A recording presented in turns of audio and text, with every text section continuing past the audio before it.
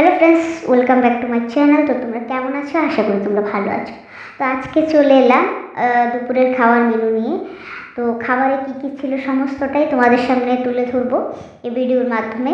তো ভিডিওটা সম্পূর্ণ দেখো, ভালো লাগলে অবশ্যই লাইক করো, শেয়ার করো, আর কমেন্টে অবশ্যই আমাকে বলবে ভুলগুলি কোথায়, এবং যদি ভালো লেগে থাকে সেটাও বলবে, তাহলে আমি একটু মোটিভেশন পাই আর কি। আচ্ছা, যাই হোক, তো এখন আমি খাবারে যেটা ছিল সেটা বলি।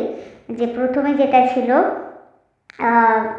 চাল কুমড়ো পাতা দিয়ে ইলিশ শুটকির একটা বড়া করা হয়েছিল, এবং ডালের বড়া ছিল, পটল ভাজি, তারপর ছিল লতি, কচুর লতি, শীতল শুটকি দিয়ে করা হয়। তারপর ছিল তোমার বাঁশকুড়ুলের একটা তরকারি, শুটকি দিয়ে করা হয়েছিল গুদকের মতো করে, যদিও বা। তো ইলিশ শুটকি দিয়ে যে বড়াটা করা হয়েছিল চাল কুমড়ো পাতার, সেটা ভালোই ছিল খেতে, যদিও বা আমি অল্প একটু খেয়েছি। তারপরে যেটা ছিল ডালের বড়া, তারপর পটল ভাজি।